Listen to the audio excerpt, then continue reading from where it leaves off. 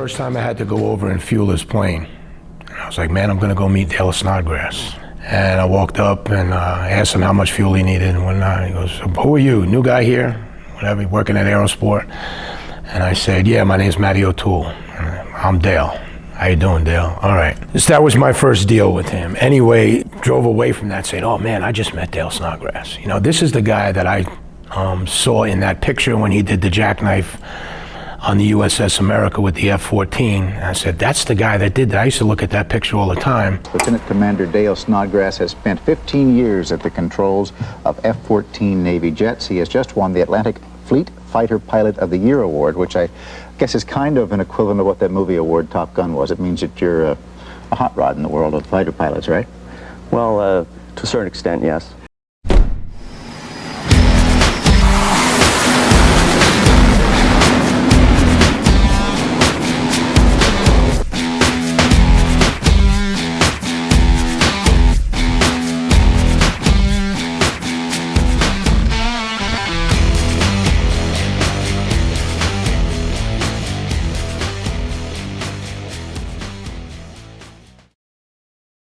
And that was my baby for a number of years, flying on the airshow circuit. It's currently down to Valiant Air Command, but that's a F-86 Sabre. One of the best pilots anywhere in the world. I also like to fly low.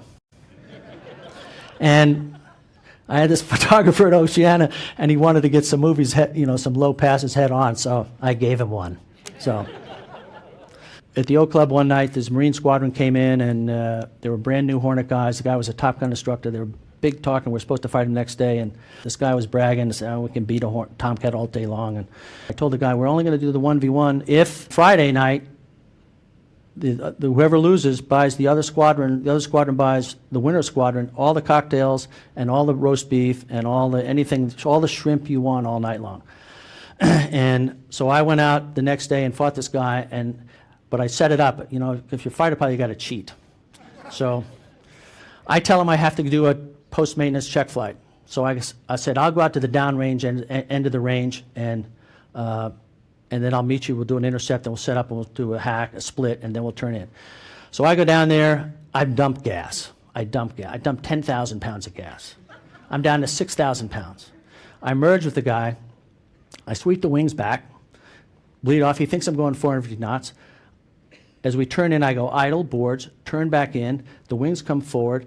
I have, in the Tomcat, there was a prohibitive maneuver of using full flaps, but I turned it into art science. So I pulled the aux flack circuit breaker, pulled the mid-compression bypass circuit breaker, which gave me another 2,000 pounds of thrust, put the main flaps down, went to burner, merged at 325, and he was going 450, and I was inside his term. He freaked and pulled like a dope, like I thought he might, and then bled all his airspeed. Then I went in the vertical and came back down and gunned him in about 42 seconds.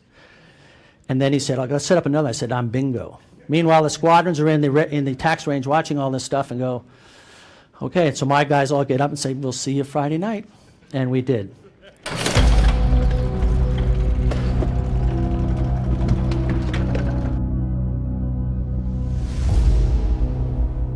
So when I got this hangar, when Dale had it, this was a working man's hangar. I mean, this floor was so dirty, grease everywhere. The walls were like beige with splatter grease all over them. None of this memorabilia on the walls. Dale was pretty modest about all that. There it is. That's the 1977 class and Top Gun right there. That's why, Dale was pretty much the real Top Gun Maverick. Here, Grumman, who built the F-14, gave him this plaque. Well done, baby, celebrating all the years that the F-14 was in service, 1970 to 2006. Different squadrons, different plaques, different awards from all the different squadrons that Dale was in within the Navy. One of the other huge awards that Dale was awarded, he was awarded in 1985, the Fighter Wing Fighter Pilot of the Year for the Navy.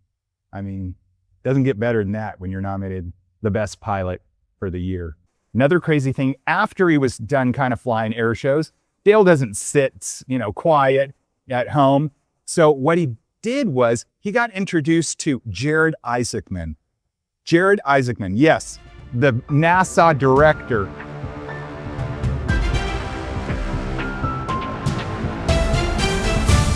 Dale Snodgrass was the best of the best. I mean, he filmed a lot of the scenes in the movie Top Gun. He was the Navy fighter pilot of the year when Top Gun came out. He led all the F-14 Tomcats, which was in Top Gun, in Desert Storm. He taught at Top Gun by flying the same airplanes that you saw the instructors in Top Gun do. I mean, he was the guy. He was like the, the real life Maverick. So I'm going to connect his legacy to the St. Augustine Airport. He spent much of his life around that airport. What do you think made it such a meaningful place for him?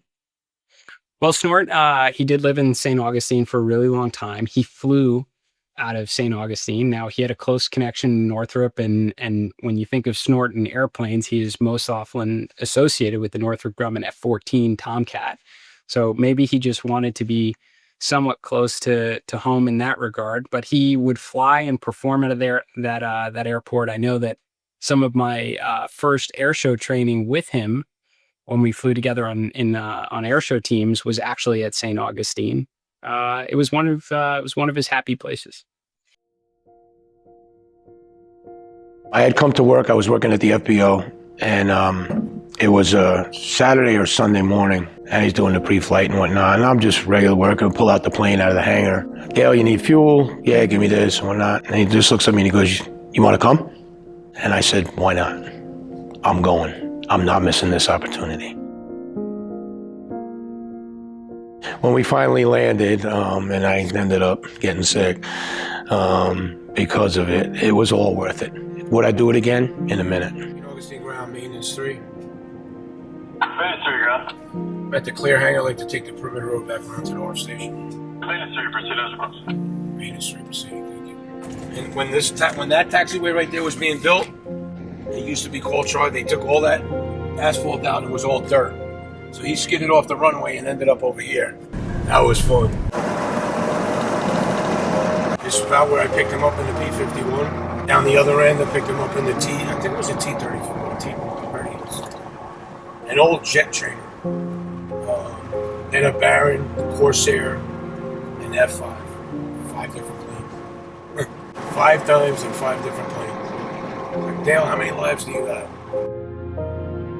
He did a great job, and I think this is pretty inherent in fighter pilots, and it is certainly in astronauts as well, is that in very complex situations, especially ones that you can't turn back from, how do you distill that complexity down, to the one thing that needs to be done in near milliseconds in order to find your way through it?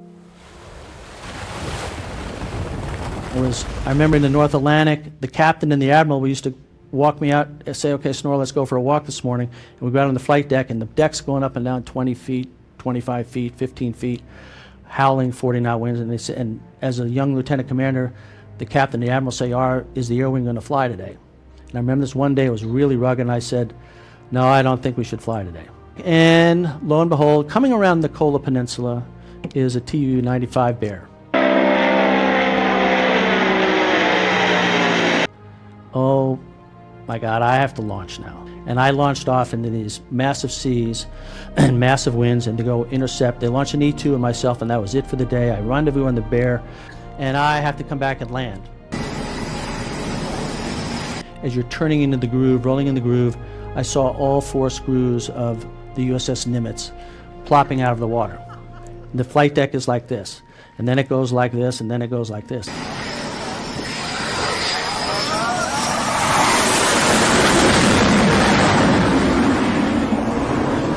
I finally get aboard, and I'm just, thank you. And then I raise the hook, clear the wires, and they start to tax me, and then the deck rolls to port. And I start to slide over towards the wrong edge, over towards the port side, which is the water. Young kids on the flight deck, amazing. They were throwing hooks on the cable, throwing hooks on the airplane, chains on it, trying to stop me. Chains were popping as this 54,000 pound airplane at that point, or probably less than that. It was probably about 48,000 pounds with the fuel I had, sliding.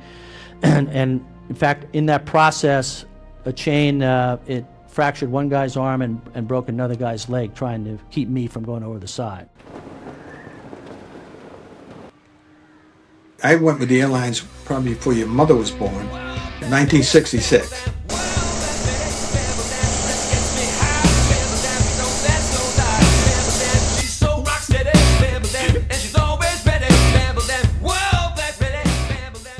Top Gun's a great movie, but Snort, there wasn't anything on Top Gun that you're looking at that he hadn't already done. But after I did my performance, someone came and said, hey, the wing commander would like to see you. And so I went over and introduced myself, and from that moment on, we became friends. And that was his signature, the flyby with dragging the wingtip around the corner, and you go like, ooh. He'd do his photo pass with the wingtip a couple of feet off the runway, and I go, Dale, nobody really cares about how close you can come to that ground, but I care. So I really would like to have you take it up a few more feet. There's a chance in the world. He had a wonderful relationship with Jared Isaacman, who is a wonderful guy.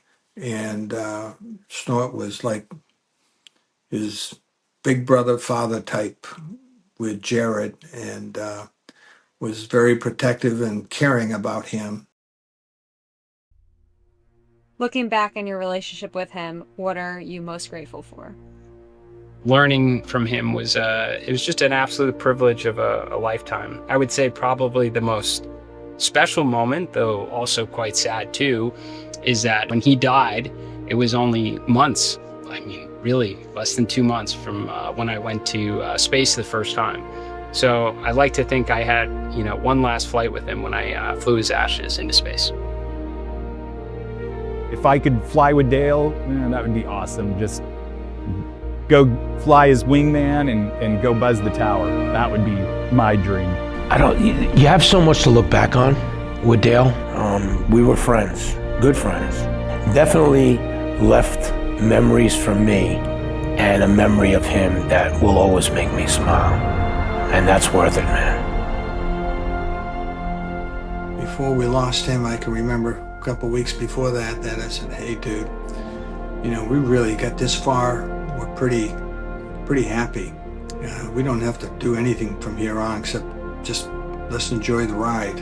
I remember him as just a good friend. Could he have, be the real Maverick? I think he was the real Maverick.